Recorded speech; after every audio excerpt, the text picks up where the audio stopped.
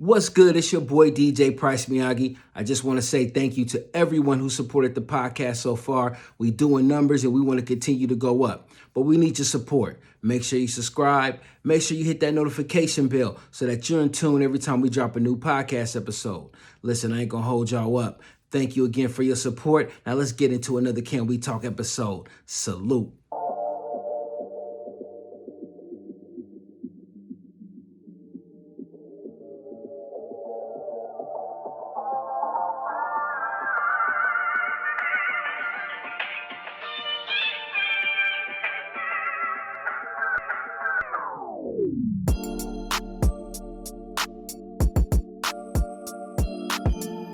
What's good? We back. Y'all know what it is. It's your boy DJ Pryce Miyagi, and we in the building for another one. Shout out to my guy Rappy on the beat. You know how I like to let the beat breathe just a little bit. Hey.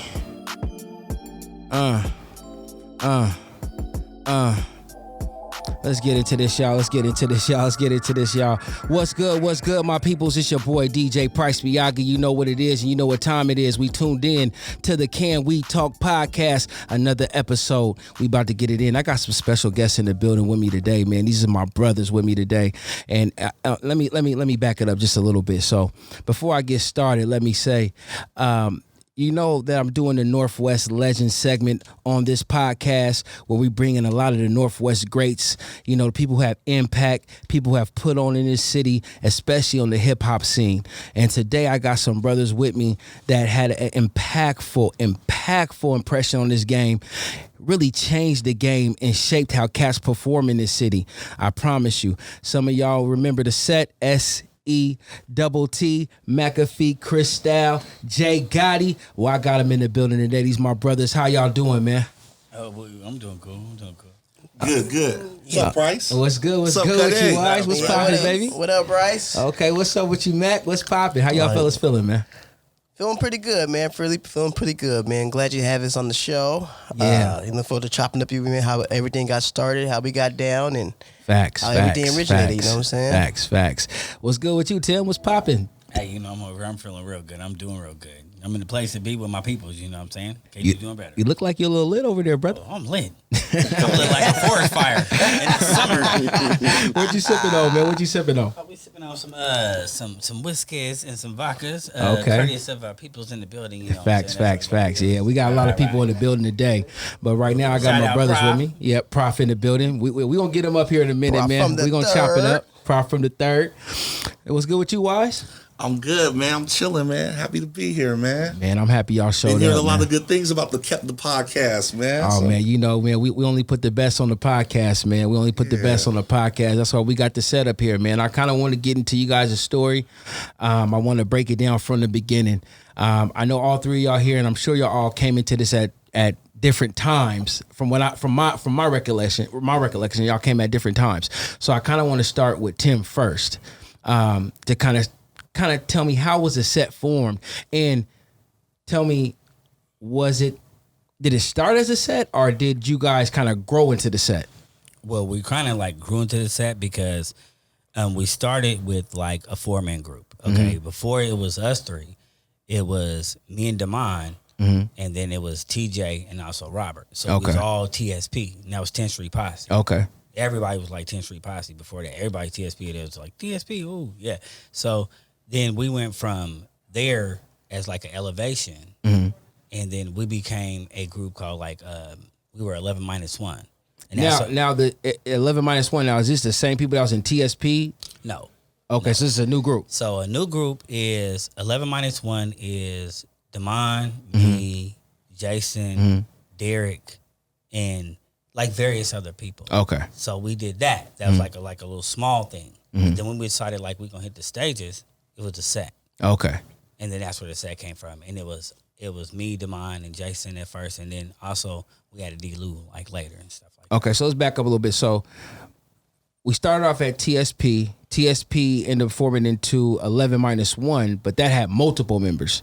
Yeah, that was like, okay, 11 minus 1 to me kind of was like TSP took off and it kind of branched off into like a little small like not like a gang unit, but everybody was trying to be down. We had a block, we got the basketball hoop out there, everybody functioning, and it's popping. So there's like a lot of childhood friends so in we the had a lot of neighborhood. everybody like trying to be neighborhood, and then for us like to be a group to do it, we did.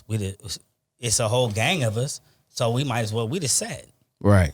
And that's where the set came from. But the set only consisted of you, Wise, MackaFee, Damon, and then D. Luis that came on. Right. So tell me how did the origin story of you three forming the set? Well, I met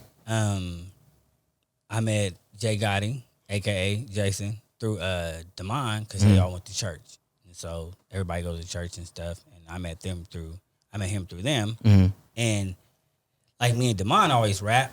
And one day he's like, oh, "You gotta hear this dude. And I'm like, okay. And then for a while I didn't hear him, and then everybody kept telling me about this dude. Like, no, you have to hear him. Like, you gotta hear him. So I'm like, I heard him, and I'm like, okay, he official. You'll spit. Like, he official. Right. And I'm not like one of the people that want to be like, okay, I'm going to just put you in a group right now, because to me, it is like a gang, and it is kind of like a set. Like, you can't just come on and just be on. You got to be official. Right. But if the people make you official, you're official. Right. And he was already official. So that was his own self. Like, no ironing out, no creases, no nothing. That was all him. All him. And so you met him through Damon. So Damon brought him. Okay, got gotcha. him in. Gotcha. And so at that point, when you heard him, at that moment, like you said, you wasn't going to bring him in, but when did you know you wanted him to be part of it? We walked from our house to his house, and he like rapped the whole way home. And when he rapped the whole way home, I was like, nigga, like, who can do this? Right, like, right. He really did this. Like, ain't nobody making him do it. He not like fake with it. Something amazing.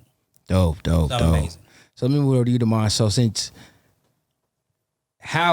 me ask you this.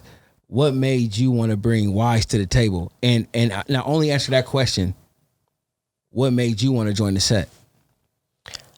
I wanted to join the set because he says, Tim forced me to rap, right? I was like, I did, like, yeah. You know what I'm saying? Because I was like, man, I can't rap, man. I can't do this, man. Just like, now you can, man. Come on, man. You know, I even write the rhymes for you. Right. Then I was like, okay, bet. All right, Tim, write the rhymes for me. I'll rap, you know what I'm saying? You know, I like the beats. I always liked the music. I always had a love for music and stuff like that. And then, you know, Tim, you know what I'm saying? Tim was a spitter. I heard him. I'm like, oh, he tight. Right. You know what I'm saying? He getting down. You know what I'm saying?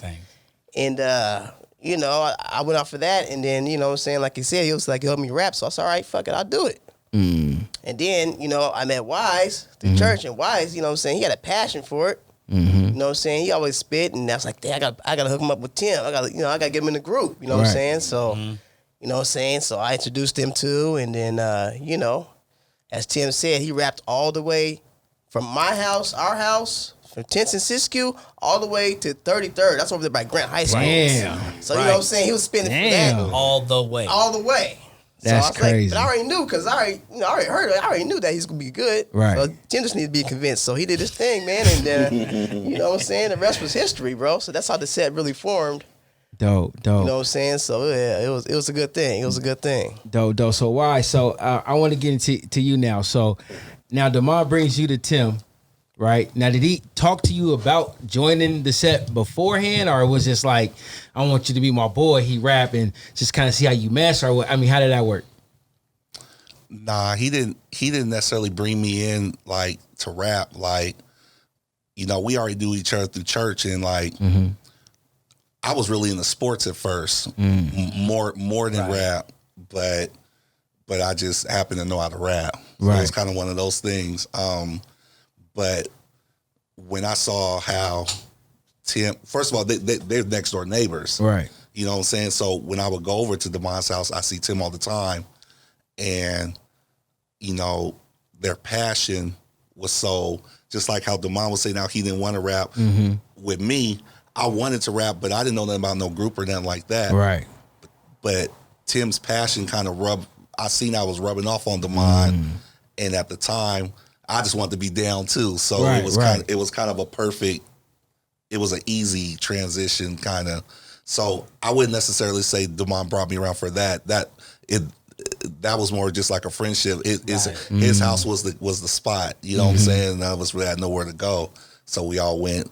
So y'all always at Demon's house, and now you crossing paths, and now we talking rap. Right. Because you got to think about it. Everybody's over there already kicking it, and then you got Tim coming over with the beat machine, because Tim always made beats, right?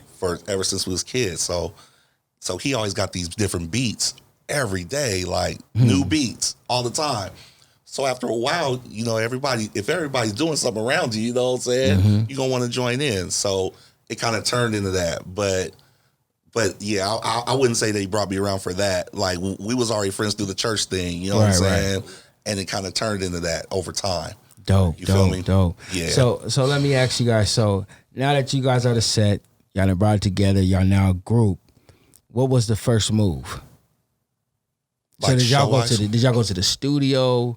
Nah. Was it something like we gonna sit here and just rap over Tim's beats until we figure out what we gonna do for the next move? Like, what was y'all first move to kind of like making your way into the game? We did the show. Yeah. So I don't think we ever recorded an actual song. Our name was just getting known in the street. Right. But that show we did a show at PSU. Shout out to Mike T and Octavius Miller as well. I remember Tim knew them, and Octavius doing a show with No Limit. So at first we thinking, oh, we about to do a show for Master P, right? But Master P didn't come. It was King George. King George. That was King George. Yeah. Which no disrespect to King George, you know what I'm saying? Right. But King George was the headliner. And we did that show, and I want to say we only did that one song. Was it that one song? Maybe one or two songs, and we just shut the shit. We just shut it down. So let me back up a little bit. So y'all did the show, but y'all didn't have a song recorded when you did the show? No. Okay. No. What happened was, one day I knew Octavius when he used to work at Dana Danes. Dana Danes was like this popular little page that got music and pagers, stuff like that. So when Octavius started working at Pearl's on the corner, another music store, I went in there one day, and I had already bought a bunch of equipment, and I've been recording us for the longest. It was like I've been recording this, like, let's record, like, just record some stuff to see what we can get. I took that tape in to the store, and I shit you not, once he played it in the loudspeakers, people was over there in the crates looking through shit, doing this. When they played it, when Octavius played it, everybody head went. Got attention. What's that? Like, what's that? Two people would say, hey, what's that? He was like, that's him. He said, hey, man, can I get that right now? He said, oh, we ain't got no copies of that. He said, so when we gonna have that? I had played a song with me, myself, one, and then I played a song with us, the group. Because I was like, this is what we're doing. Right. Like, we're at home doing this. Like, we got the equipment. Like, you don't need to take us to basically the studio. Right. I'm trying to sell it. Right. Like, we golden. We ready. Right. And he was like, once he saw the people put their heads up, that was it. So at that moment, I'm sure that you felt like we owned something just to get in that reaction. I had to feel good, right? I was like crazy. It was crazy to see people want it. Something that we made, like, on our personal, that we know we tight. Come on, we ain't trying to be conceited about it, but at the same time, this a whole industry out here, right? And you're already looking for people's music to buy, and you want to buy what you hear, right? And that's what it's about. We got that. That's dope. That's dope. We got that. Yeah. So y'all did this show, no song recorded. So y'all just had the beat and just practice your written raps over the beat. Pretty much. Yeah, pretty much. Yeah, in Troy's car. Yep, in Troy's car. Yeah. Back seat. Yeah. Right. Dope. That's dope, man. That's dope, man. Yeah, because shout out to T Brewer, man. you know, nowadays Right. you wouldn't hear anybody saying that I did a show without a recorded song. Usually you're gonna record a song. Traditionally you would record a song, and then if that song goes and that's the question, that's the one we're gonna perform. So for y'all to do it that way was definitely unconventional, but it sounded like it worked.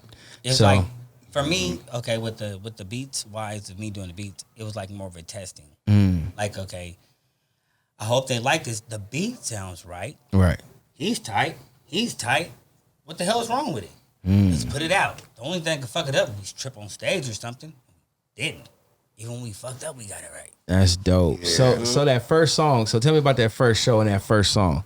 So when y'all hit the stage, you got the first show. Thought it was Master P. No, Master P is King George. Right. So, but you like, fuck it. We still gonna do what we gotta do. Yep. So now it's time to hit that stage. What was that feeling like? First time. That's your first time performing, right? I'm assuming, right? For me, it was. For me, it was my first time. I done this stuff, but not like with us all together. Right. Yeah. Right. Yeah, okay. First time. You know, I ain't gonna lie, there's a little bit of anxiety there, a little bit of anxious nervousness, but excitement at the same time. Because you're like, it's on a big platform. It's like, oh yeah, we really doing this. You know what I'm saying? And you just like, oh man, you're a little nervous, but you gotta kill it. You gotta know kill what I'm saying? Right. We're gonna kill it. Right. We out there, we're gonna do our thing. So with that being said, you see everybody out there in the audience and they feeling you. That just give you more hype. Like, oh, okay, yeah, we doing our thing out here, man. Yeah, we really do. You know, we doing this. So, you know, for me, that's what it looked like for me. Right. You know what I'm saying? So I just like, oh yeah. Right. Yeah. And then you fell in love with after that, man, because just that energy. It's addicting. It's addicting, bro. You be like, oh yeah, you know what I'm saying? We rocking the crowd. Right. People are really feeling us. You know what I'm saying? We just doing our thing, man. And yeah, it was a good feeling, man. Dope. Ain't gonna lie. What about you, Wise? How'd you feel? Well, for me, I felt, at first I had butterflies like crazy. I ain't gonna lie. I was, but it's almost like the moment you get on the stage, it's almost like those butterflies just go away, or you force them to go away or whatever. I got real comfortable, you know, just seeing how comfortable they was. Right. They made me feel comfortable. You know what I'm saying? And then one thing I also remember about that show is, and once again, no disrespect to King George, but after we performed, we went, because see, back then, there was called the Cypher. You had to, after the show, it's like, you got to go do a freestyle real quick on whether backstage or side stage. So we go on the balcony, and it seems like there was a nice sized crowd. I say about, man, no lie, maybe 85%, 90% of the crowd all came outside with us. And we just was like having a nice cypher outside while King George is performing. So there's maybe a few people in there, and he's the headliner. And that kind of showed me like, damn, you know, we really is on to something, because he's at this time, he's an established artist on hottest label at the one of the hottest labels at the time. You know what I'm saying? Yeah. So it really made me feel. It almost made me feel. It made me feel good, because I feel like I was making them proud, because, you know, I'm kind of honorary. You know, so, you know, I was born in Seattle, Washington. You know what I'm saying? I moved here when I was 13. And I've been here ever since. So, you know what I'm saying? They officially Portland all the way. Right. You know what I'm saying? So, in a sense, it was kind of like, they was kind of like taking me under their wing, per se, giving me that honorary stamp. Dope. So I felt good for the show, but I felt even better that, you know what I'm saying, not necessarily impressing them, but I wanted to impress them as well. They my friends, but I wanted to also show them I wanted to be down with the group as well. So it all kind of coincided into one thing at that one show. You know what I'm saying? And it just changed everything. Right. That's kind of where the avalanche started. You know what I'm saying? So let me ask you, Tim. So on that first show, I'm assuming from what Wise saying that everybody went outside after y'all, that y'all must have killed the show. Yeah, we killed it. Killed it? We killed it. Yeah. We killed it. It was crazy. And like when you say the main thing, what was the feeling? My greatest feeling, I still think to this day, is being behind the curtain, and then they announce your name, and people start fucking screaming, and they don't even know you, or they sing you once. Once you hear that, it gives you that, okay, maybe I can do this. Maybe I can go out there and give it my all. And then you go out there, and it's just like, yeah. That's dope, man. And one more thing, another thing I just want to throw in there real quick. You know, we got OGs like Trorlando Brewer. You know, R.I.P. Jason Godot was there. Like a lot of our people that we looked up to, that I looked up to, was at that show as well. Just to name a few, Ahmad was there. Pryce, you was there. A lot of people was there, right? So, yeah, E.T. Eric Taylor was there. So, the look on their face, you know what I'm saying, when we got off the stage, how the embracement, it's like they were proud. It's almost like they was looking at us like y'all the little homies, but y'all killed that. And it kind of made all of us look good at the same time. And that feeling right there. That's the one. Yeah. You know what I'm saying? So wait a minute, back up. That was your first show at that PSU? So I think for me it was. Yeah, for first show. Reason why I'm but saying together, that. yes. Okay. Together, yes. No, our first show was up there. Wasn't it Miracles? Yeah, Miracles was our first show. Okay, that's what I thought. Yeah, Miracles was our first show. Yeah, the Miracles was our first show. Practice. Yeah, we practiced and practiced for Miracles. And it was supposed to be like Yeah, Miracles. It was supposed to be like a contest, but yeah, remember that? Yeah, I forgot all about that. Yeah. Miracles. Miracles was our first show. There we go. Okay, I'm like, I was at that PSU, and I could have sworn that y'all had did shows before that. Yeah, it was Miracles. But I remember we we did had Miracles. And they made us practice for Miracles because we actually had to go up there all the time and practice. Yeah, that's right. That was us and what is his name? Mackin. Now he on he on the Facebook. Now was it Miracles when it was on Killingsworth?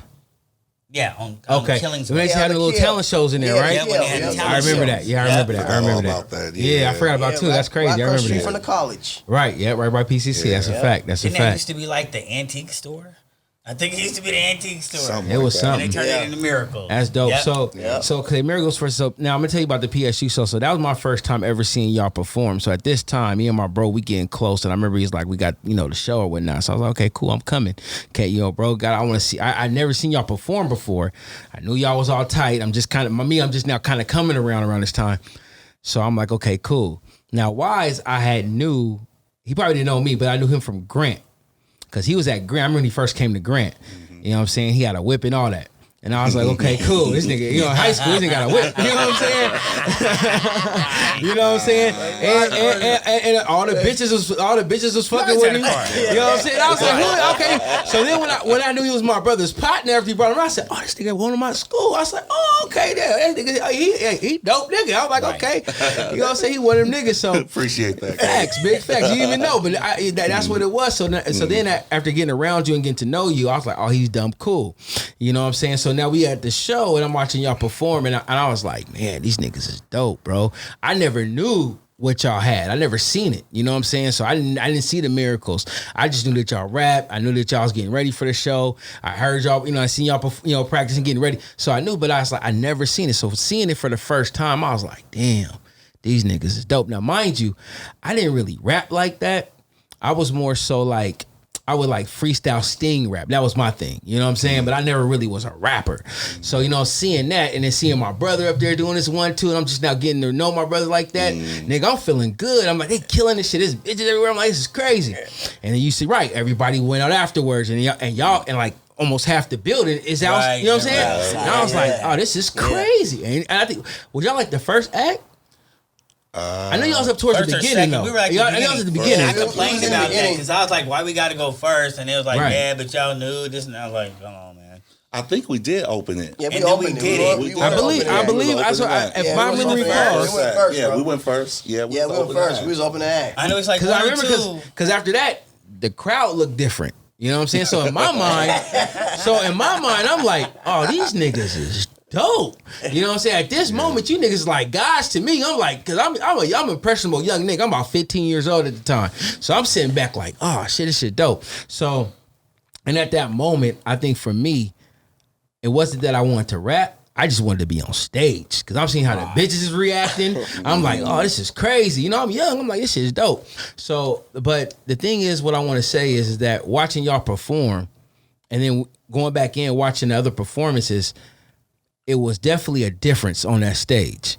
Whatever y'all brought was new, it was refreshing, and it was different. The sound was different. Because at this time, it's about hardcore gangster rap in Portland. It's the SIBO, the AWOL movement, it's E40. You know what I'm saying? Selly sales. Right. It wasn't really you had the flashy shit with the bad boy shit, but that was really it wasn't popping like that on the West Coast. Right. We fucked with it, but we wasn't adapting that style. You know what I'm saying? As far as dress and how you presented yourself as far as an MC.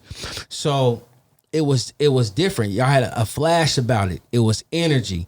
You know what I'm saying? Y'all worked the stage, and this is what I'm seeing, and I'm just like, this shit is dope to me.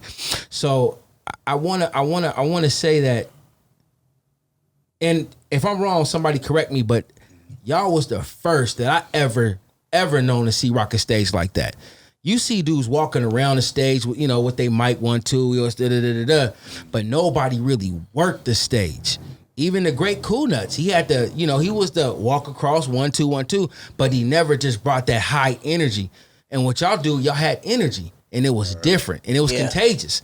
And why I say that, because after that, you seen everybody copying that format. Kid you not. Yeah. And there's no slight to them. You know what I'm saying? Because ain't no slight to nobody, because that's how things happen anyway. You see something, you like it, whether it's consciously or subconsciously, you might adapt to that. You might put some of that in your repertoire, right? So what I'm saying is that what I seen happen after that was magical. Everybody started moving like y'all. But that's all I wanted to say. But let's keep moving. So after the show, y'all blew the show up.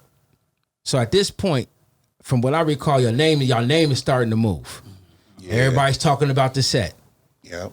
How was that next show after that? Wasn't that another PSU show? I want to say it was Crystal Ballroom. I think it was the Crystal or the Beach Blast. The Beach Blast was the biggest. Yeah. That was that was the biggest one. That's the next one I remember. I'm not sure. That was that might have been the next one. That was the most, I think that's the most best on everybody's mind. Yeah, it was the Beach Blast. Well, let's talk about it. So big shout out to Smurf Luch, you know what I'm saying? Smurf Luciano, and rest in peace to my homeboy, DT the Mouthpiece as well. You know what I'm saying? They definitely rocked that Beach Blast. All right, so now we get into the second show. I want to talk about this one. So after y'all did the first show, I remember being at Tim's house, and I remember we were sitting there. It was me, Tim, I believe you was there, Demont. I know E.T. was there. I can't remember everybody. I can remember those faces and those names at that time. And I remember I was like, man, I want to try to rap. And I remember Tim saying, man, won't you, be the hype man, and get it popping for us before we get on stage. And I was like, I'm with that. And E.T. was like, I'm with it too. So he's like, both of y'all. We got Eric and Eric, right? So E.T.'s older than me, so he was big Eric. I was little Eric, but I was probably bigger than him in weight at that time. But nevertheless though, we did it, and I remember we came out, and I was excited because I was like, man, I'm about to get on stage. Man, the first thing I ain't gonna lie, I had a plan, because this would happen too, real talk. So I said, when I get on stage, man, I'm gonna try to grab bitches and bring them up on stage and everything. Because I was like, man, and that's exactly what I thought. That's exactly what I said I was gonna do. So I ain't gonna lie, I was nervous when we cut up. It was me and E.T. We got up on the stage. We went out to the crowd. We did our little chant, pump your fists like this. Come on, pump your fist. And the crowd was reacting. So they for one, I'm like, they really saying what I'm saying. So I'm doing the call response, and they doing it. Oh, everything, man, my energy level went through the roof. I felt like a star. I ain't gonna even hold y'all. I'm 15 years old, mind you. You know what I'm saying? Yeah. So I'm like, I ain't never been on no stage like this with you know what I'm saying? So and I'm looking up to y'all, like y'all up here. So I'm like, okay, this is dope. So they doing it. Then y'all came and y'all did y'all 1, 2, man. And we up on stage, y'all rapping. I'm grabbing bitches, bringing them up on stage. Y'all doing y'all 1, 2. This shit is lit. So that show for me was a game changer. For one, I appreciate y'all giving me the opportunity, because at that time, that's when I knew I wanted to rap. I ain't gonna hold y'all. At that point, I was trying to write raps like a motherfucker, but let's back up.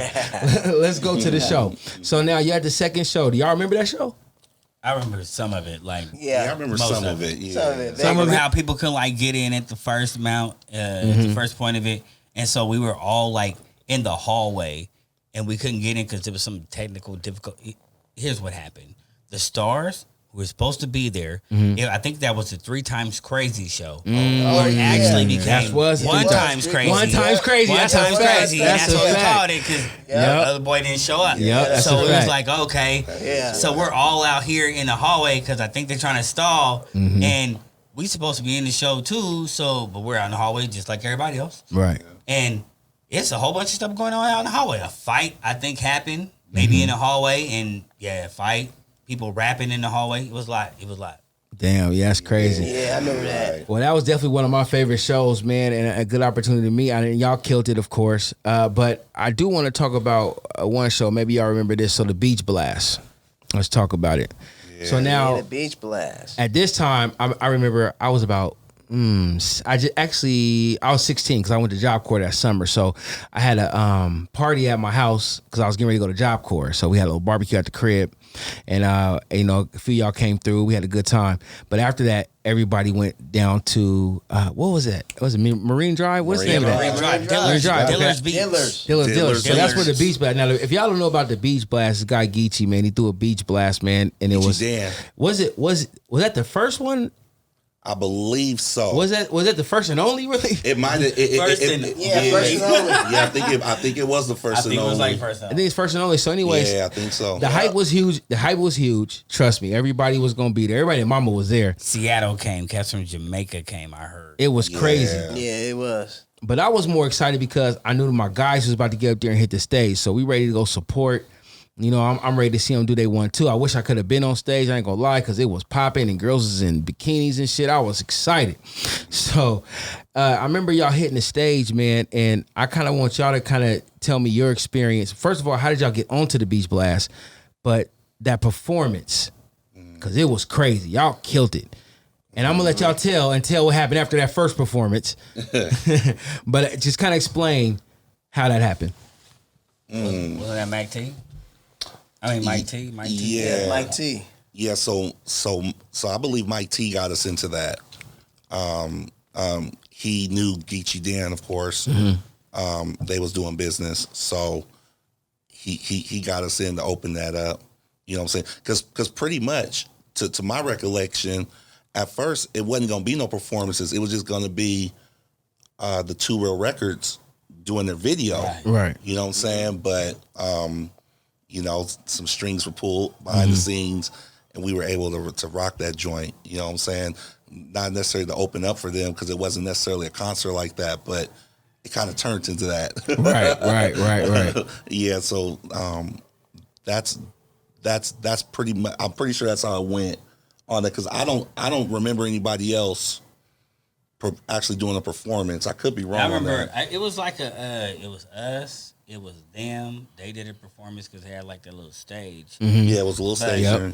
I don't know. Okay, and then they had that the rump shaker contest. Oh, I remember that. That's what it was. The rump shaker. Contest. That's what happened. I think that was a whole attraction. Right, it was the like, rump shaker. The rump shaker contest. Yeah. Absolutely. Yeah. And then everybody started fighting. Yeah, that happened at last. You know what I'm saying? So basically we performed. Mm-hmm. The rump shaker contest happened. Then the Heavy on the Grind video happened. Mm-hmm. And then the fight happened. Right. The shooting. And everybody went into the water. That was crazy. Shout out to my guy Tunde. Yeah, that's the first. Shout out to Tunde. I wasn't going to say that about that, man.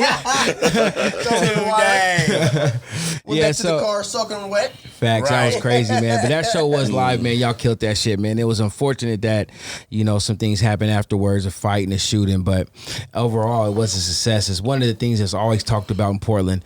Like, a lot of people reference back to the Beach Blast. I mean, it was big for us at that time. It was big for the city at that time. And at that time, y'all got to hit that stage and kill it. I believe, didn't y'all go up twice? Yeah, I think we did. Shout out to Damon Lewis, because I'm going to be real. He did some of the shit I never thought about. Okay, I'm going to say this. I have reserves about people in the group. I said this before. Mm-hmm. So we put him in the group because he could rap. He could rap his ass off. And he did something that day. I was like, damn it. It's like all these girls, like maybe 2,000 girls, they all lined up all around the thing. And it kind of looks like MTV. Mm-hmm. This is what it looks like. He made it MTV. This dude decided to jump off stage, take his shirt off. Right. Throw his arms up in the air and like do a roll or something through the crowd so all the girls could touch his body. They were loving it. Facts. That's a fact. Loving it. That's a fact. Oh, that's a fact. I said, this dude's a star. Yeah, D. Lou was definitely like D. Lou, of course, had flows, but he was an ultimate hype man. Like, he was. He was like absolutely. Yeah, he was. So how did D. Lou even get in the group? Wasn't it church once again? Yeah, good old church. Yeah, I brought him to the table. Okay, yep, okay. Demon's a recruiter. Okay, yeah, listen. Right. Now we telling the story, we understand it. Okay, the position. Okay, so Devon brought D-Lou in. Another element, of course, to help elevate the group. Yeah. Like I said, man, and just how you explained it, the performance, bro. Like, for me, it was the performance. Now, I can break you guys down individually. You know, Tim, he has great wordplay and great cadence in his flow. Wise, lyrical, wordplay, flip, double entendre, triple entendre. I just love that when I used to listen to his rap.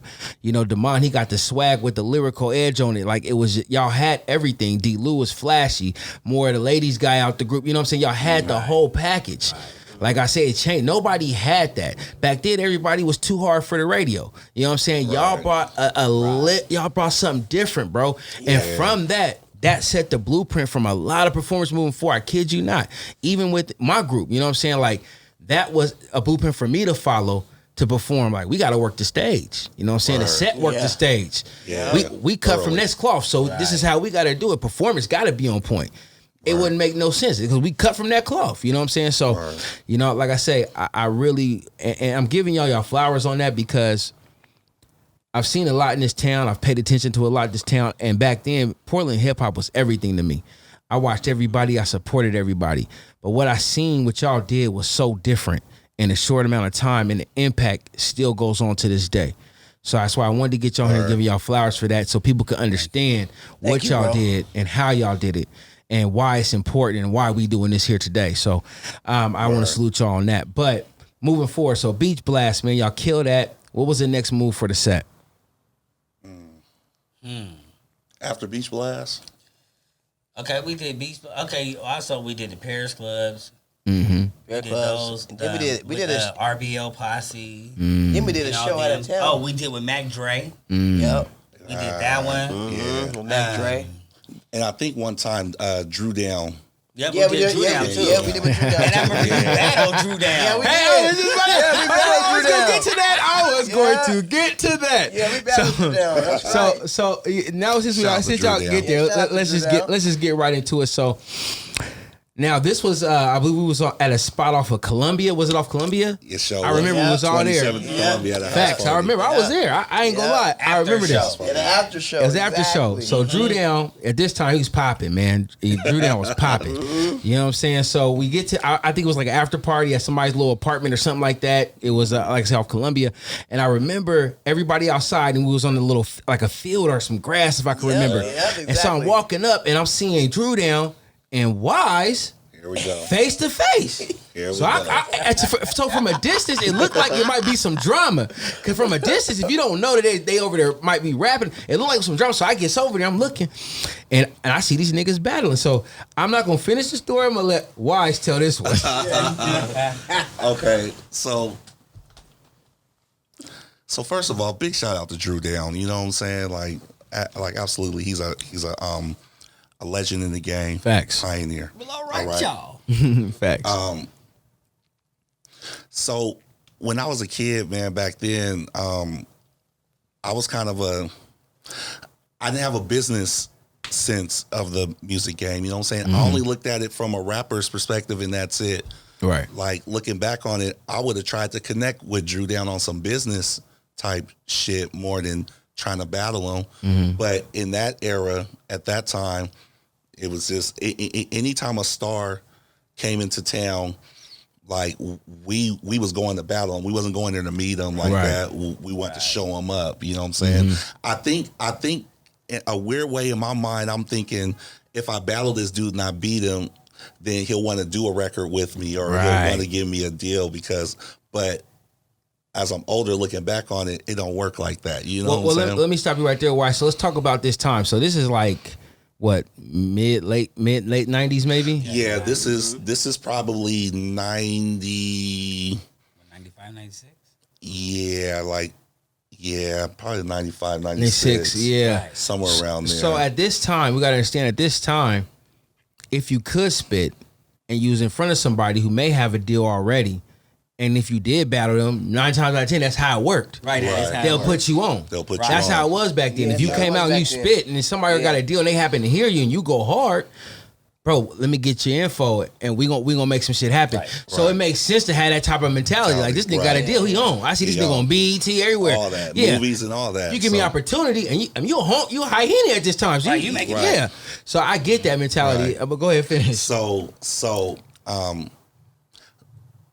speaking for Drew Down, but looking back on it, I feel like he probably looked at it like, who is this cat I don't even know, just coming just trying to battle me. And not only that, but it might have been kind of embarrassing him a little bit in front of these, he's out of town. Right. With me in particular, I'm comfortable. You're in my backyard. Facts. You know what I'm saying? I didn't live there, but you're in Portland, right? In Portland, right. And so I was kind of known for doing that back then. Like I did it to Coolio. Shout out to Coolio. Drew Down. You know what I'm saying? Just to name a couple. But with the Drew Down one in particular, really it just started as somebody. I remember somebody, I didn't even know he was in the party at first. And I can't remember I won't say her name, but a girl introduced me to Drew Down. And once she introduced me, for some reason, I'm thinking that's a cue. Right. To spit a verse, right? So wait a minute. Because I told y'all, I'm strictly on rapper mode. I'm not thinking. So she's taking you to introduce to Drew Down. You like, hold up. Yeah, because she knew that I rapped and stuff. Right. She knew it was him. So she was like, Drew Down's in the house. You know what I'm saying? Let me introduce you to him. So in my brain, introduce me to him. Right. Yeah. So he's looking at it like probably I'm just like a regular fan. Like, he's like, hey, what's up, man? Nice to meet you. I'm like, nice to meet you too, but check this out. Here we go. You know what I'm saying? Just out of nowhere. Just under my nose. So I start rapping at him, right? So people start gathering around, whatever. Right. And so I spit a verse. I wasn't expecting him to say nothing back. I'm expecting him to say, either I like you or that was cool or I don't like you and that's cool, whatever. Because he's big, you know what I'm saying? I'm just a regular, you know what I'm saying? So I wasn't expecting him to respond. But Drew Down the gangster. Right. He responded, you know what I'm saying? He spit back at me. And it turns into a battle, you know what I'm saying? So when he spit back at me, it kind of caught me a little off guard. But then I was like, okay, it's on now. All these people are gathered around, you know what I'm saying? And so, we went back and forth for a good, I don't want to over-exaggerate, but I'll say a good 30 minutes or so. Like, I spit about 3 or 4 verses, and he spit 3 or 4 right back at me. Okay. You know what I'm saying? Like Drew Down did not lay down on me. Salute to Drew Down. Yeah. So we went back and forth, and at the end, you know what I'm saying? We gave each other props and all. But he didn't connect with me on no music or nothing. He didn't give me his number, nothing like that. It was nothing like that. It was kind of like, but he did give me some respect, like, okay, little nigga, but he held his end, I held my end, and that was that. But that in a nutshell. That's kind of how that went down. You being modest, because the word around town is, nigga, Wise killed Drew Down. That's what everybody was saying. I was crazy. It was crazy. It was crazy to watch, man. That's good times, man. But salute to Drew Down, man. I got a phone call about it. Like, oh, you better get here. Your boy is chopping up people. A real people. He's in a panic. Oh, damn. Yeah, so now with the set, so now at this point we got Tim, we got Wise, we got MackaFee, we got D-Lou. Y'all did a couple shows. Y'all got the Beach Blast. I mean, your name is buzzing. Wise is out here doing his 1-2. Tim, you making beats. Damon's doing his 1-2. So, did we ever get to an album? No. We got to 4 songs, which I think that, okay, I ain't trying to hurt nobody's feelings. I ain't trying to do that, but I'm gonna be real about the story and how it went. Yeah. Okay. We went to a studio in was it Bremerton, Washington or something? It was someplace in Washington. It was a studio, and we have a manager. We pay for it.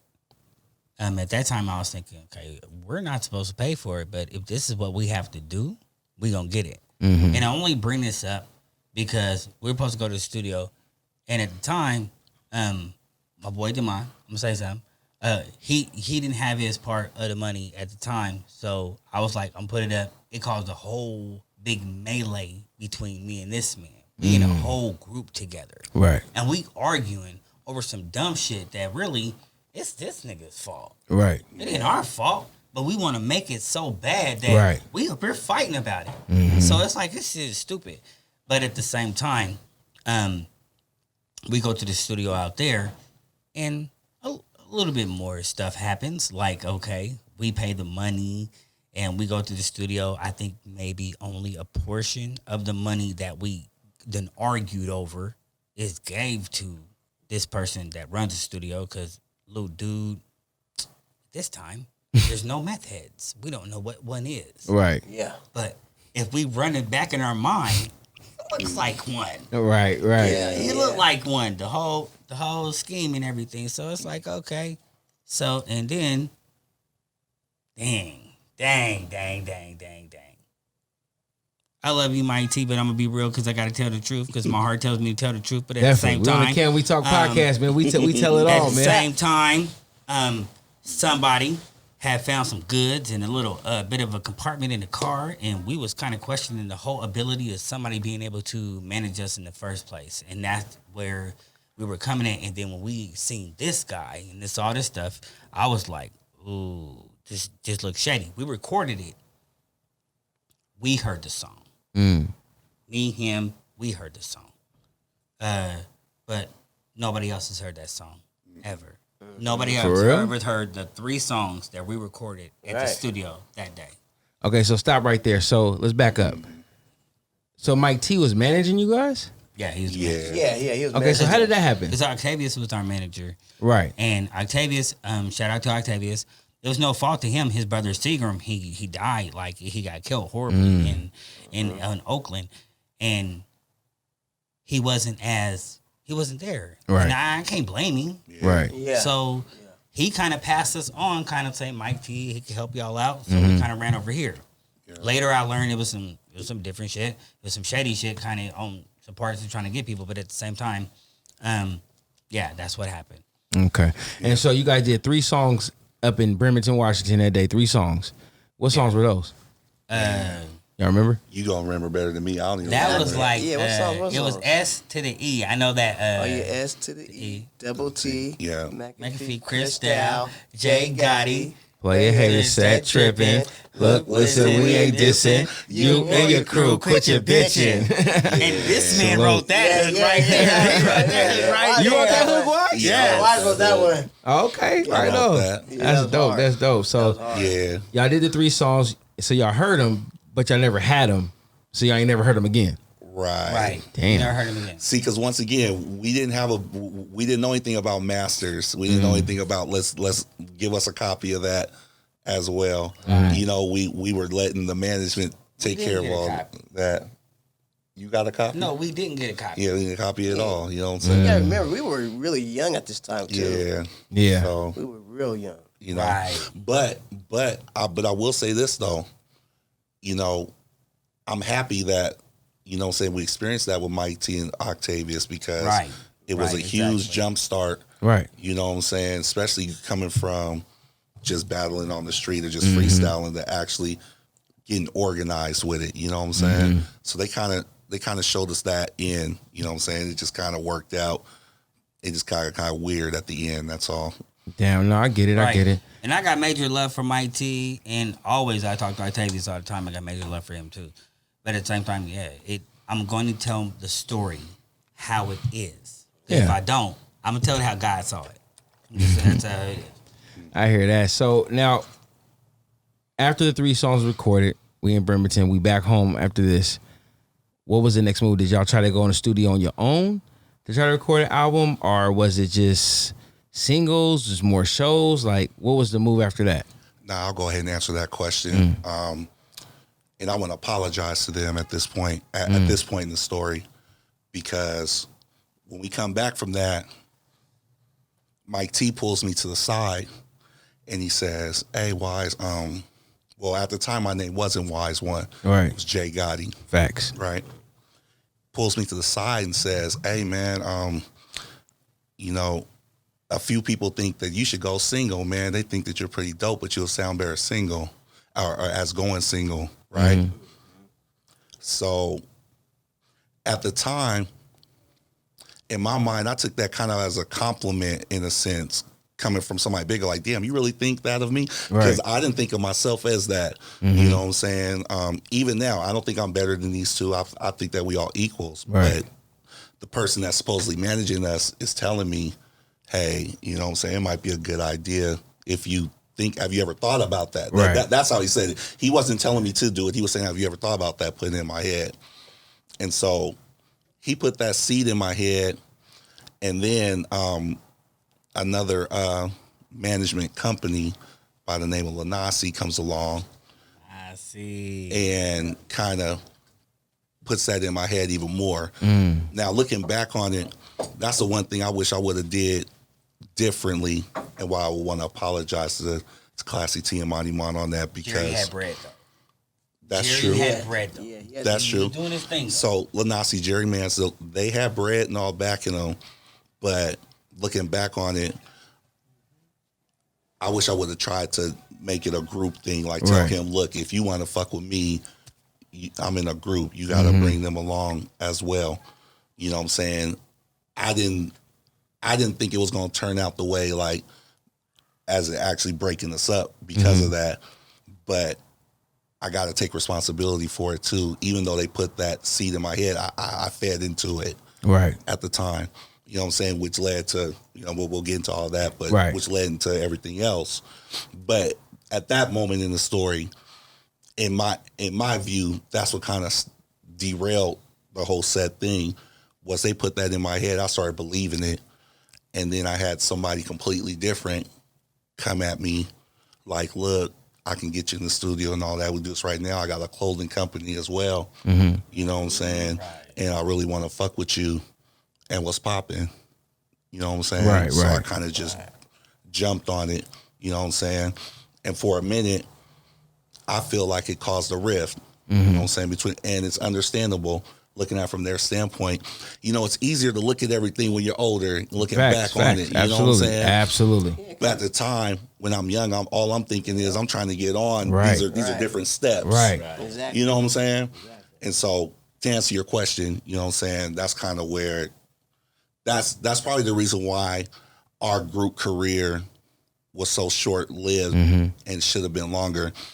Because those things, like Tim said, started happening early with the Bremerton music, and us not hearing it.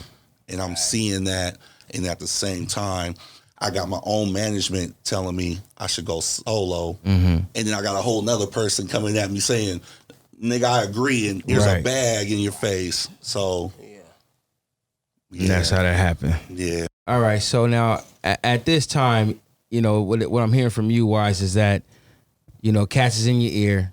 You know, they're telling you, hey, won't you go solo? So now I'm asking you, did you make the decision to go solo? And if you did you speak to them first, or did you just made the decision? I just made the decision. And that's the part that I wish I could have did different. You know what I'm saying? I was just believing the hype at that moment. You know what I'm saying? And yeah, I just went ahead and just did it, figuring, hey, if I pop, I could just come back and get my homeboys and bring it with me.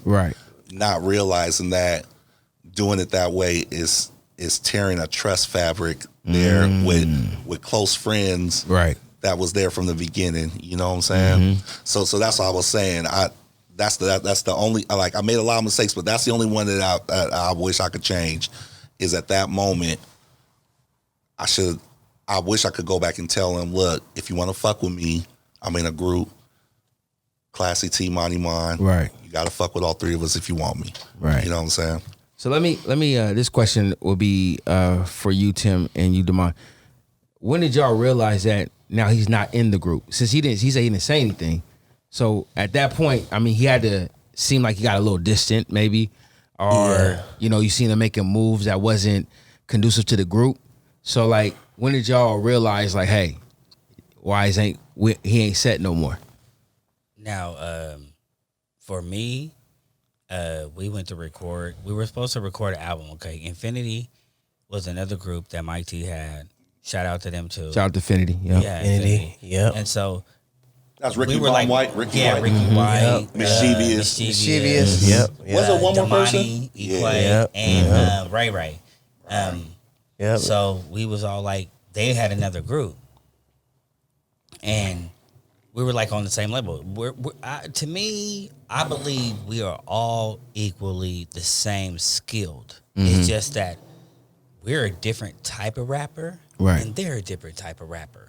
But they had this shit to the point they had it down. But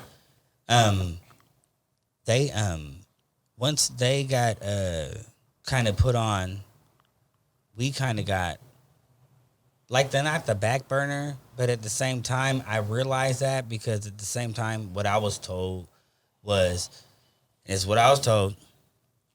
Oh, so your boy Jason, he out doing his own thing. What you gonna do?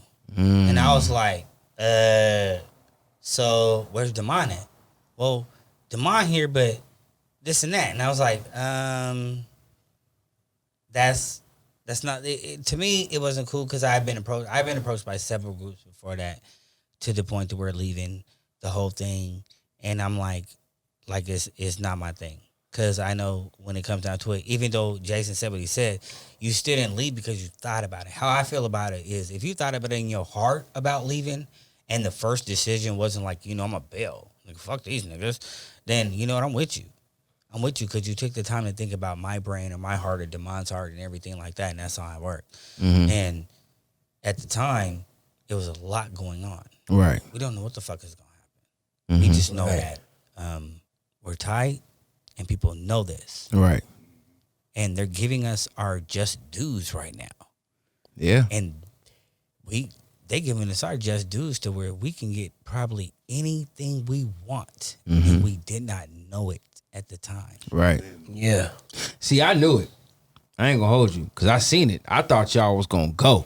Like in my mind, I was like, they gonna blow. That's why I said I started rapping. I got to get my shit together. Because when these niggas go, I'm going, bro. I know I'm going. You know what I'm saying? I was like, these niggas about to go. I got to get my shit together because I need to be on board. Because back then, when you picked up an artist, you picked up their crew. That's how it went back then. You know what I'm saying? And that was why y'all, to me, when you said pump your fist like this, that's why to me I had y'all out there doing pump your fist like this. Because I said like, oh, if y'all do that, even if you don't have a record, they're still finna know who you were. Facts. So when you do put out a record, that's them cats that was pumping your fist. Right. You like them then.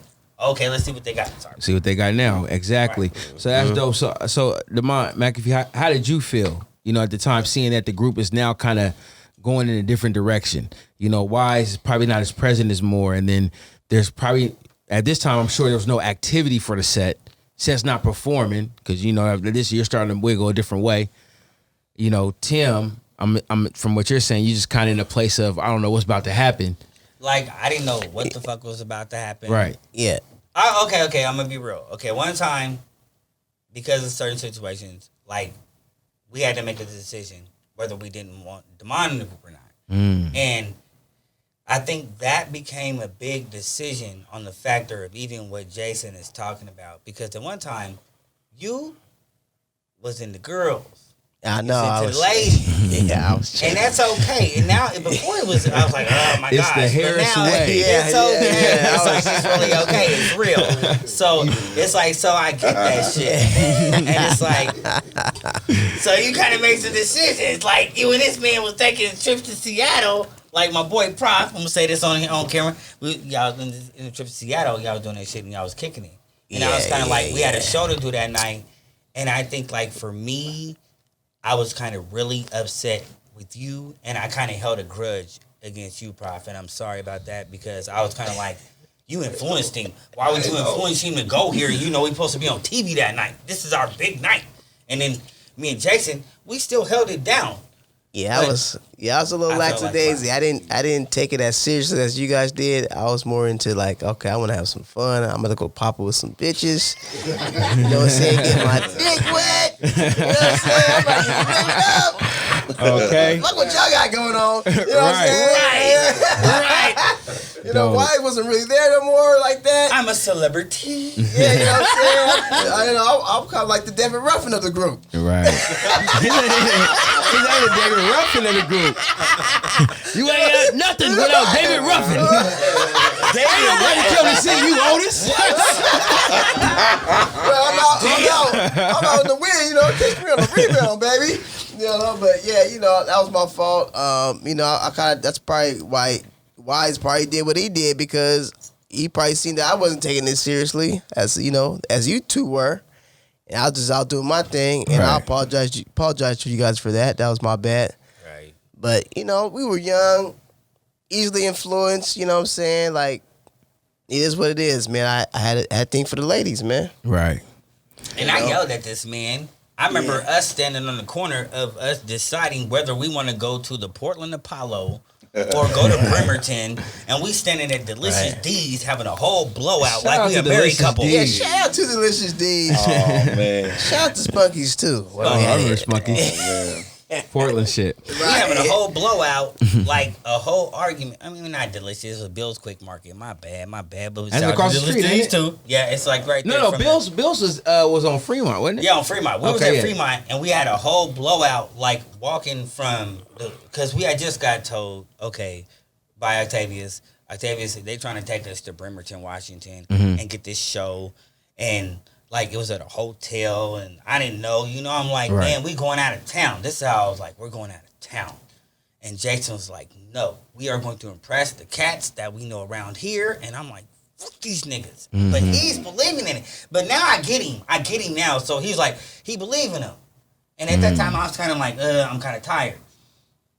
So kind of, we really needed to come together. I wish we could have done both, but I think it was one of them things that to where it was like kind of the same day, same weekend type of thing, and we had to make a move. So what I'm hearing, you know, just from everybody's version, it sounds like what really could have fixed this then would have been just communication. Yeah. Just actually sitting down, being transparent on where you at mentally, how you feeling, and also your direction and where you wanted to go. Right. And I think that if y'all would have had that conversation, that transparency, either it would have been, okay, let's get back on track with this set movement, or we're going to go our separate ways.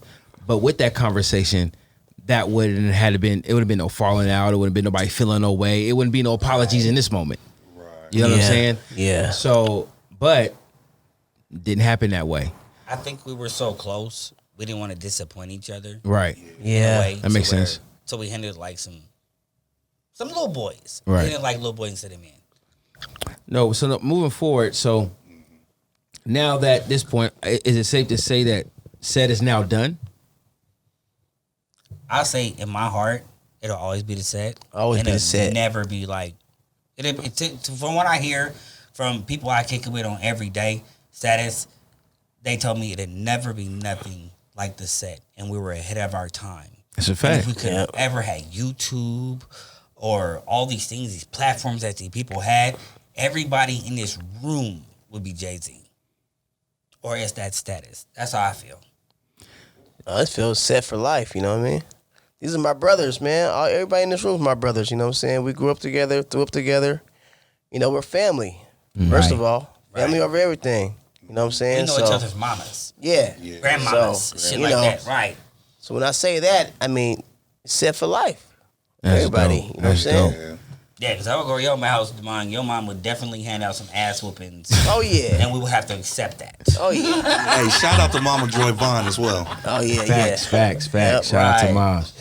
Yep. So, Tim, now, set is now over. Everybody's going their separate ways. What was the move that you made moving forward? So, like, I know you make beats. Did you continue to rap? Did you stick with the beats? Well, okay.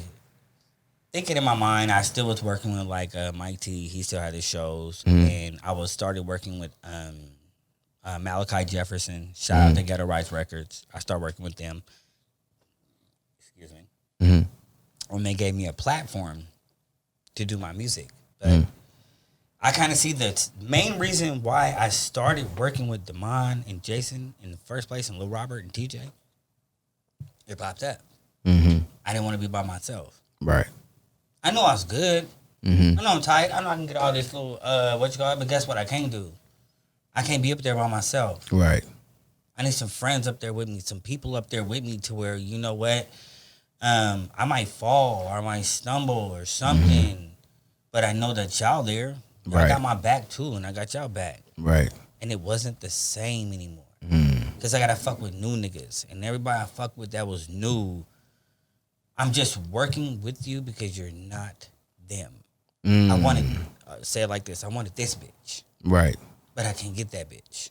So I'm just fucking with all the rest of y'all just because you're a filler. And that's real. It's different fucking with the fillers. Shout out to all the fillers, but you know what? I love y'all. But at the same time,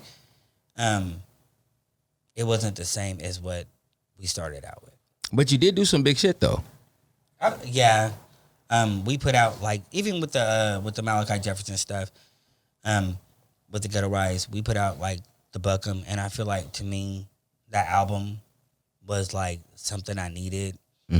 And we went to Japan, we went to London, we went everywhere, and the album went like really far. We sold over 12,000 copies of the album worldwide, and I never expected to sell one. And that was all independent.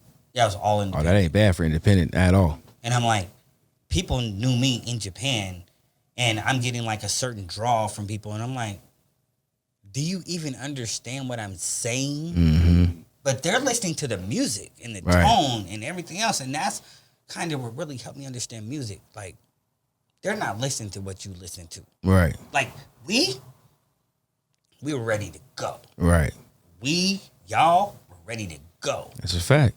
That's a fact. We just didn't know it. And just to piggyback off that, Tim, I mean, and I want to give you your flowers as well. I mean, bottom line is, bro, you birthed all this. Yeah, all this came from you. Yeah. You know what I'm saying? It wouldn't have been no set without Tim. It wouldn't have been no Pryce or Prof or E.T. without Tim. It wouldn't have been no TBKS without Tim. That's facts. This is a fact, bro. Yeah, bro. Yeah. If it wasn't for you, don't make me get teary in here. No, it's just facts, bro. No, we gonna keep it a buck.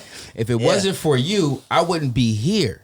Because I'm gonna tell you, before that, I was me, but I was a little shy. But you wasn't. You had confidence no matter what. Yeah. And I took that. I gotta be confident like Tim. You know what I'm saying? That's how I used to feel. I was nervous to write raps. Didn't know how to. You sat down with me and wrote my first rap for me. From first bar to last. After that, I ran with it. So if anybody tell you that they wrote some more bars, they lying like a motherfucker. Tim wrote my first one, and that was it. I wrote everything else. I promise you. I promise you. I wrote everything else. But no, you wrote my first one, and what you did. He did that for me too. Facts. And what you did was you gave me the blueprint, and I was able to run with it and make it my own. Same with how you thought, how you moved. I was like, I gotta move like Tim, because you was on it, bro. We used to be at your house hours. Right. You would be grinding, making beats. We writing, we rapping, we just shooting the shit. But it was all about the music. And I love that, and I adapted that. So when I say, bro, when it comes to this, I definitely want to give you your flowers and tell you, bro, you birthed more than what you probably think you did. And you had an impact bigger than what you think you did. And I know that. Thank you. And that's what I want to do on this podcast. The people that don't get their flowers and nobody speak on what they did and impact they had, we gonna make sure they come on this show and we gonna give it to them so that way it's documented and people can know. So salute to my guy Tim, but I just wanted to say that to you, bro. But thanks. Moving on to you, bro, Damon. And this is my big bro, by the way. Yeah. So shout out to Lavelle Harris. Okay, that's my oldest bro. Big bro. So now with the set now. Not the set anymore. Tim moved on to his own thing. What was your play? Well, my play was more, I seen that TBKS was taking off. Mm-hmm. I was more in you guys' corner. You know what I'm saying? I seen you and Prof. E.T. y'all doing your thing, you know what I'm saying? Mm-hmm. And then, I was really supportive of what you guys doing. That was making me proud. Y'all did major things, made major moves. Facts. So I was just real supportive of you guys. Mm-hmm. You know what I'm saying? What y'all was doing. That's a fact. So, I kind of just branched off and just rode with y'all. Yeah, that's a fact. That's a fact. We had a good run too. Yeah, real good run. Shout out to TBKS, baby. We had a good run. So Wise. The best kept secret. Yep. Okay. Exactly. Yeah, the best kept secret. Facts. So Wise, man. So now, you made your decision. You're now solo. What was your play? So now did you go work with somebody else? Did you just go solo and just try to move it on your own? Like, what did you do? It turned into a whirlwind, Cuddy. Like, so it started with Lanasi, Jerry Mans, Phenomenon, John, all those good fellas. They introduced me to the business side of things. I didn't know nothing about that at first. They showed me the clothing side, so that kind of showed me that you could be more than just a rapper. You can branch out. They was the first ones I went out of town with, like to New York and to fashion shows for the clothing in Vegas as well. So I'm just seeing a whole bunch of new things, being in new places, bumping into celebrities and all sorts of stuff. You know what I'm saying? And so at the time, I'm thinking in my head, oh man, this is it. This is what happens. I'm on my way. I got to just keep going. I'm rising.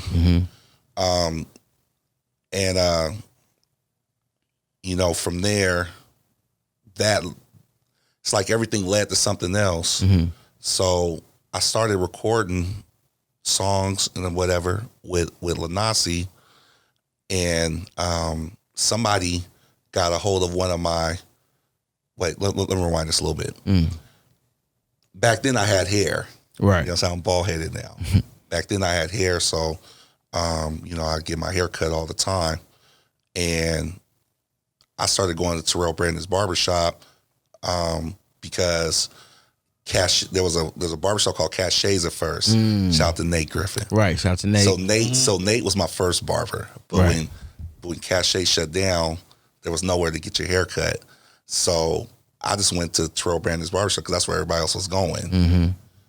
Little did I know, going there was going to change my life again. So I'm still doing music, but I'm kind of with Lanasi. I'm not a forefront. I'm on the side because they're a clothing company, right? That just happened to have a little extra money and was taking interest in me.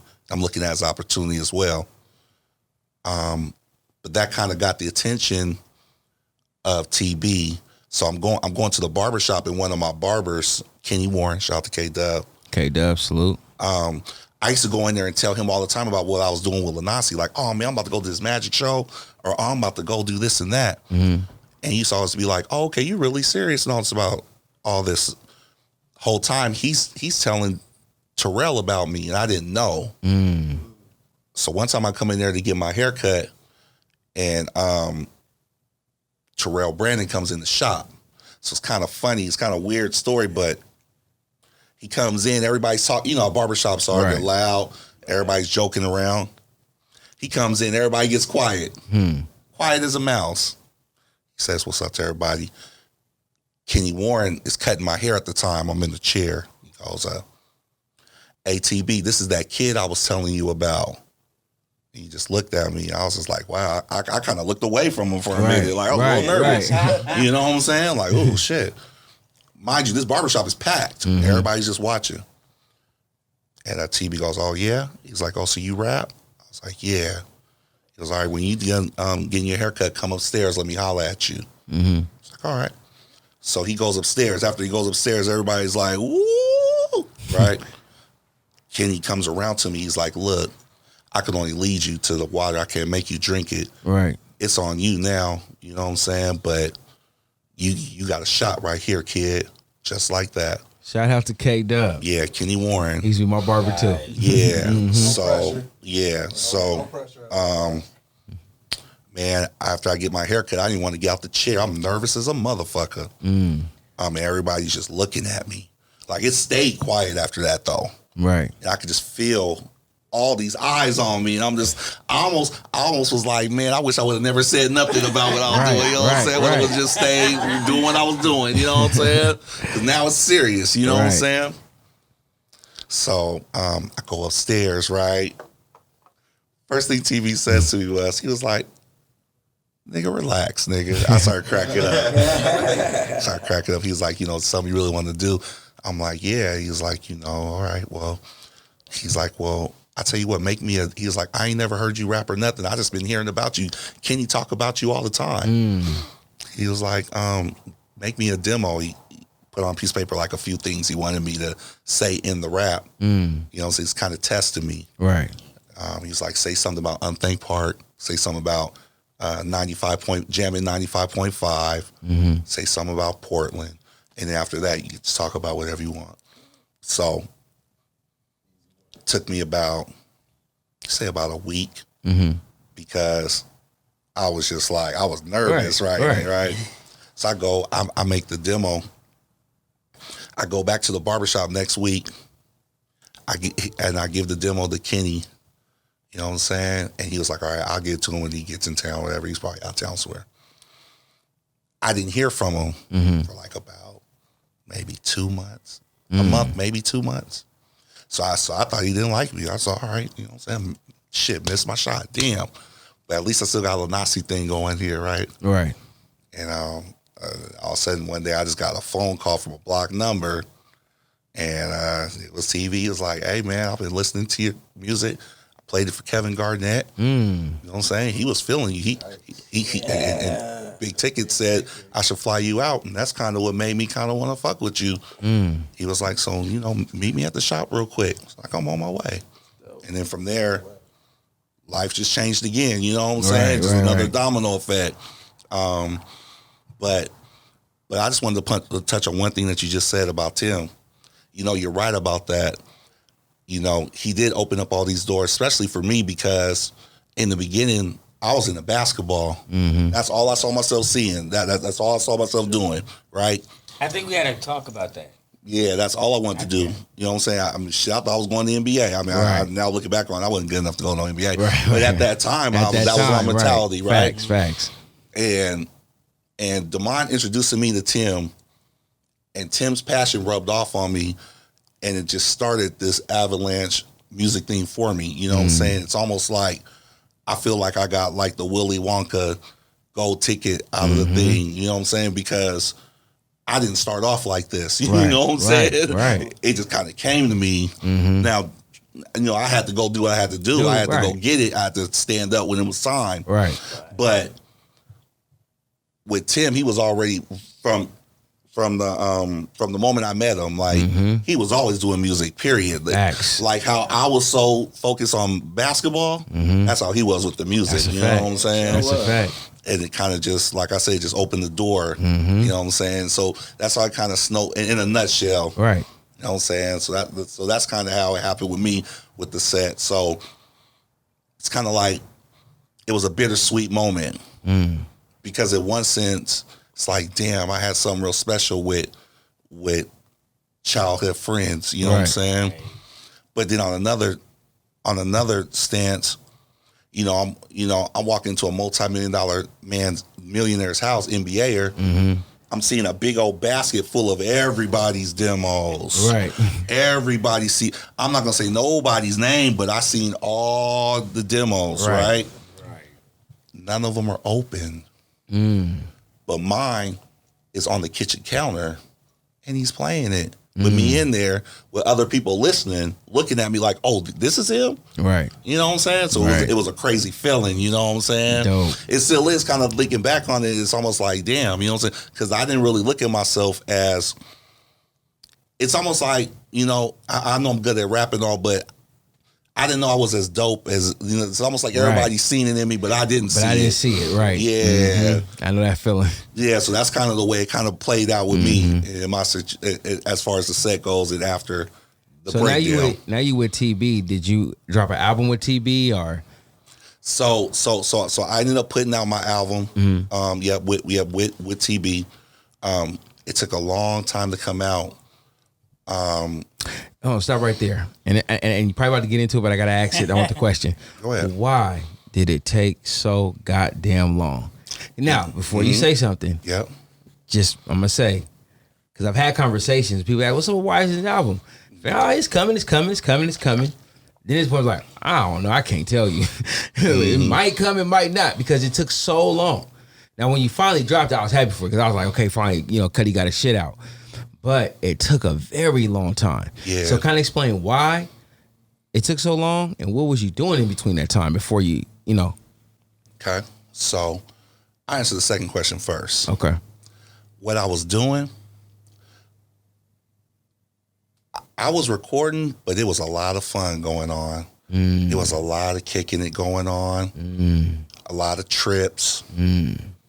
Music was being recorded, but I was waiting on him, you know what I'm saying, to say, okay, it's time. Instead of me just going for it. Right. Because in my brain, I don't want to offend nobody. I want to offend this man. Right. You know what I'm saying? He putting me on. You know what I'm saying? And so I think a lot of artists get caught in that sometimes. They want to wait for the person putting you on, or the label, you know what I'm saying, to say it's your time to drop, instead of kind of forcing the issue yourself, in a sense. You know what I'm saying? Now, not to my credit, but kind of to my credit, I don't feel like I had enough leverage to be like, right, man, you better put my album out right now. Right. You know what I'm saying? But at the same time, I think I could have been a lot more. What's the word I'm looking for? A lot more of a go-getter, as far as you could have been more proactive. That's what I'm looking for. It's because you don't want to offend them, and I get that. So what you could have done, and what I'm thinking, you probably think the same thing, is that I could have just went out there and just did my 1-2, to where he had no choice but to go make some moves. Right. Yeah. Right. But at the same time, I'm thinking, okay, I'm dealing with somebody who's established, who's already there. Right. You know what I'm saying? So, whenever the time's right, I'm ready. Right. I'm just gonna stay ready, so I ain't gotta get ready. And besides that, like I said, throughout the whole time, I didn't have a negative experience. Like, everything was cool. Like everywhere I went, I was treated with class, royalty, respect. I'm meeting Too Short, DJ Quick, High C, E40, like all these people that I would have never thought in a million years. Right. You know what I'm saying? I'd ever be able to have a conversation with or talk to, like on Sugar Free, people like this. I know that. You know what I'm saying? And like this man's getting me in the studio. I'm laying down tracks with these people in the studio. I'm in there with them though. Ain't no email thing going on. Right. So from that standpoint, it's kind of like, I feel like my album's gonna drop at any moment. Right. You know what I'm saying? Right. But I'm waiting, and so the time just kept going. You know what I'm saying? All right. So moving on, I just want to say, man, to all three of y'all, man. First of all, I appreciate you guys coming on to the show and telling your story. I think it's something that had to get out there. People need to know. We need to document it. We had to put it out there, and I'm glad we did it.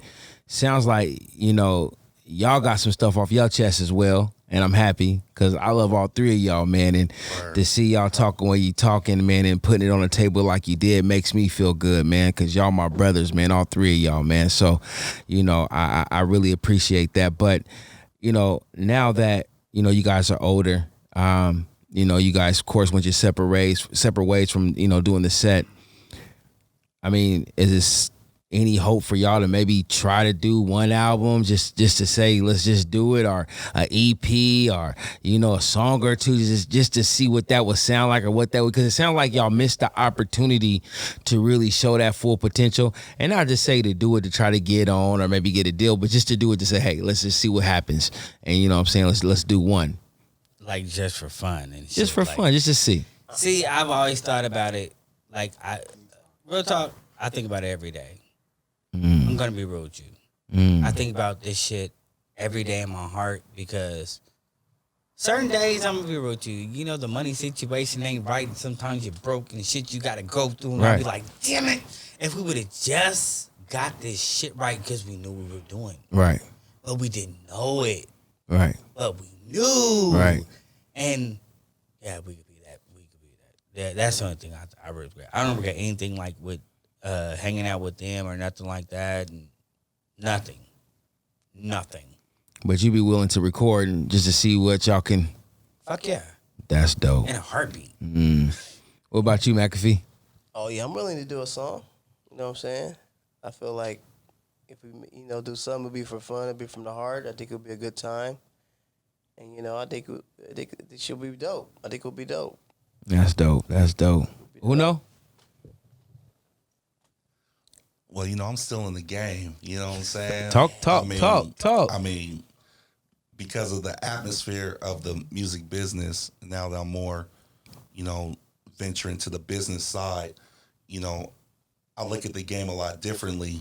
Of course, I would love to record with Tim and Demond, Classy T, Monty Mon, because that's where it started. But at the same time, my mind's just different. I'm branching out.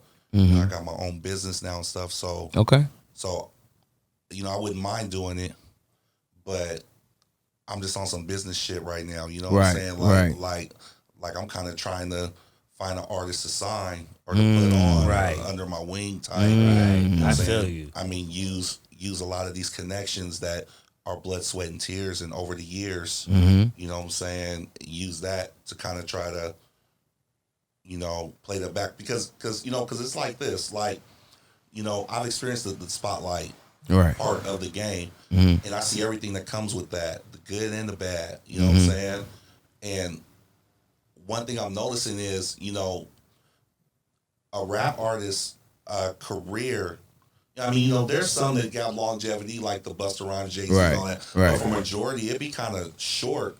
But I'm noticing that these producers or the management or people on the business side, they be the ones with the longevity. They're around. You know what I'm saying? And so, like how I was telling you earlier, how my mentality had nothing to do with business and just rapping. Now it's starting to be more on the business side. You know what I'm saying? Right. So to answer your question, of course, if Tim and the Mom was like, let's do one, or let's do a whole album, man, just shoot me the beats, give me a couple weeks to sleep on it and write to it, and hell yeah, I'll do it. But my main focus on music at this point in my life, I might drop one more, but after that, I'm trying to get on this business side, man. I'm trying to find an artist or a group or do some shows or do something like that. You know what I'm saying? Because I feel that that's where the longevity is at. You know what I'm saying? More so than the artist. You know what I'm saying? I agree. So I agree. Yeah, but absolutely the set. Absolutely. That's dope, man. That's dope. Yeah, that's dope, man. So yeah, let me ask all three of y'all this question, man. And something I'm gonna do with a lot of my guests that come on here. That's part of music. That rap. And no, Tim, I'm not. I know what you're probably thinking, and I'm not gonna do that. I'm not. We're not doing that. But I do want to know who is your top 5 rappers of all time? Dead or alive. Dead or alive. Ooh, okay. That's a good list. And hold on. No order, unless you want to put them in order. But I want to know who your top 5 is, dead or alive. You going first? Yeah, you go first. You want me to go first? You can go first. You sure? Yeah. Okay. I'm not putting this in no order, so I'm gonna say they're all tied for first place. These is my top 5. I'm gonna go E40. Okay. I'm gonna go Jay-Z. Go Busta Rhymes. I'm gonna go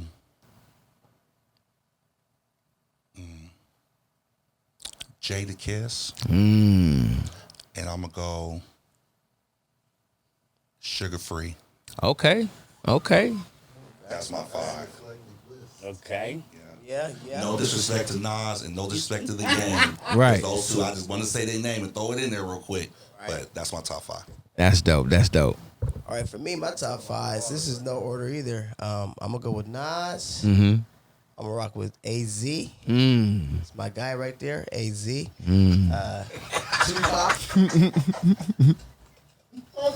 Tupac. And I gotta go with J. Cole and Kendrick. Okay, that ain't bad either. That's not a bad list. That's not a bad list. Oh shit! You asked me. Okay. Okay. It's hard. It's hard for me because I've been in like the rap scene since like it first began. Hey man, time out. I feel it's unfair for anyone to put, with all due respect to what Monty Mon just said, to put Pac, Big, or Big Pun. Those three. Okay, I'm gonna leave them out. Yeah, those three. I'm gonna leave them out. Yeah, because you know what I was about to say. Yeah, right. Okay. But I think those three in particular, rest in peace, all three of them. I just think they're on a whole nother. You know, I feel you. I feel you. But that's the only reason why I didn't say one of those three, because of course they're the three of the greatest. Right. They're just on a whole other planet. Rest in peace. Right. All right. I can feel that. I can feel that. Okay, we're really. I'm gonna say with the exclusion of them. I'm gonna say Royce the 5'9", and then I'm going to say Eminem. Yes, because a lot of people don't mention Eminem, but like, fucking phenomenal. He led a whole era of. It wouldn't be no white rappers out there today without this motherfucker. Let's just be real about that. Y'all all deserve. Now that's that part of the statement. I disagree. He's cool. He's cool. Okay. Let's see. Okay. Yes, E40. Off top. I'm going to say DJ Quick, because DJ Quick shaped the landscape. And one more. Damn. I would give LL Cool J props. I love you, LL. But at the same time, the ladies liked you. So you had lyrics. But the ladies liked you. But at the same time, unshoutable mention is Black Thought. And I'm going to say that. Oh, Black Thought, absolutely. Black Thought, to me, because I'm a freestyler. Right. And this is what I do. I'm a battle rapper. This is what I do. He's one of the best. He's either the best or one of the best. Okay. And if you don't understand it, just listen to him. Just listen. That's dope. One thing about Eminem, though, with all due respect to Mr. Marshall Mathers, it's like people don't be bumping Eminem in the streets. Nah. No. You know what I'm saying? But that's not a diss. No, it's not a diss. Mathers. No. But that's the only reason. That's the only, I won't say bad thing, but it's just, I'm just speaking of Portland, West Coast. It might be like that other places. I just know in my city, like, we respect Eminem, but just people just don't be, like, in our clubs and all, they just don't be bumping Eminem like that. Oh, that's a fact. They don't play Eminem in the club.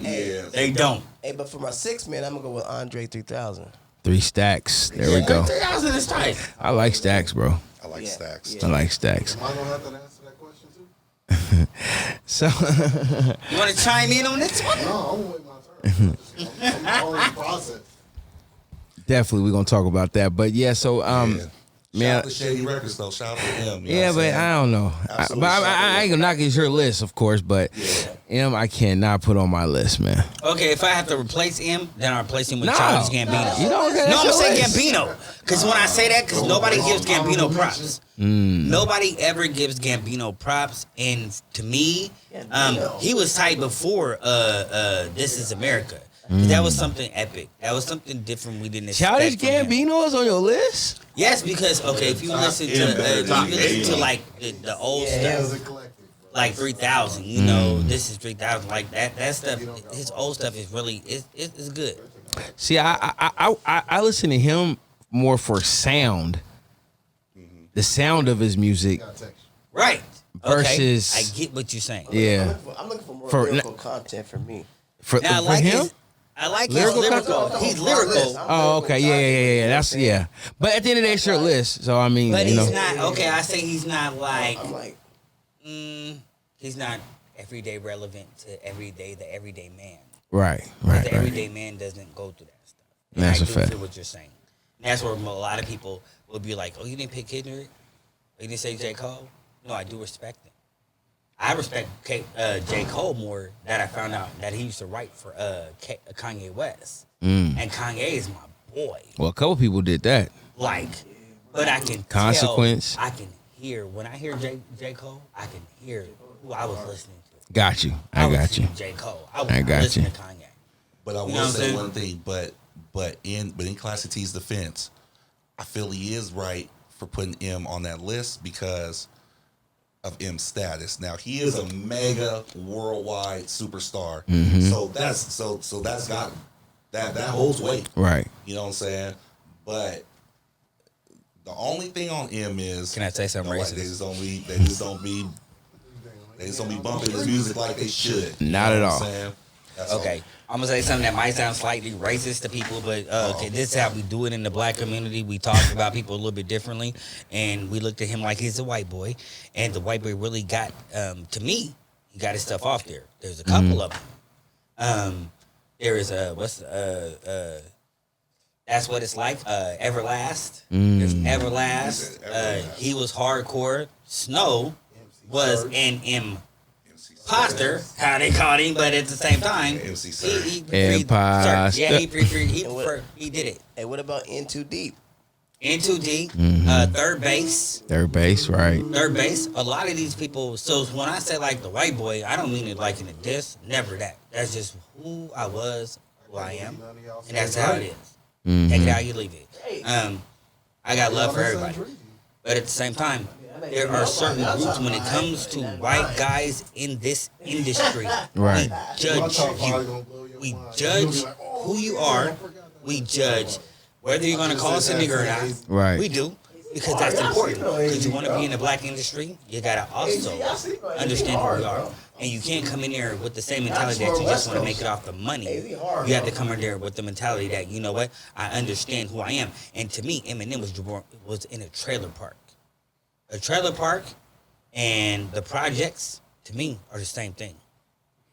The trailer park is the white projects. I feel you, but I don't know. He still ain't on my goddamn list. Well, brothers, man, I appreciate y'all, man, for coming on the show, man. And like I say, sharing your story. And you know what I'm saying? I feel it's very important that y'all shared your story because it's an important one for Portland hip hop. Like I said, y'all help shape the platform moving forward after y'all. And like I said, that still stands today. But nevertheless, man, thank you. Do y'all got any Instagrams y'all want to shout out, websites y'all want to shout out before we get up out of here? Nah, not really. Not for me. Okay. Yeah, I'm gonna go ahead and put my tag out. Yeah, there. Definitely. So you can catch me on Instagram under Wise Uno, WISEUNO. Mm-hmm. On Facebook, I was under Wise One, but somebody reported my name, and I know who you is too, but it's all good. Reported my name, so I had to put my government name on there. So the government's Jason Parker, the real Jason Parker. You feel me? Okay. That's on the Facebook, and then Wise Uno on Twitter as well. Okay. All right. And they been calling me Tim on Night. I'm gonna be real with y'all on this. They been calling me Tim on Night. Most of y'all know me as Dom, DOM, Dom Blaise on everything. I'm gonna tell you why. Dominique is my son's name. Love him to death. That's where I got it from. Blaise means everything I do is hot, and that's where it comes from. But that's who I am on Facebook, and I will have a website coming soon with the same name. Well, that's what it is, y'all, man. I appreciate y'all coming in. Y'all know how we do. We're going to get this thing popping again. I'm sure we'll have y'all back. It's your boy, DJ Pryce Miyagi, and it's the Can We Talk podcast. You tapped in with the tapped in. Let's get it. Hey.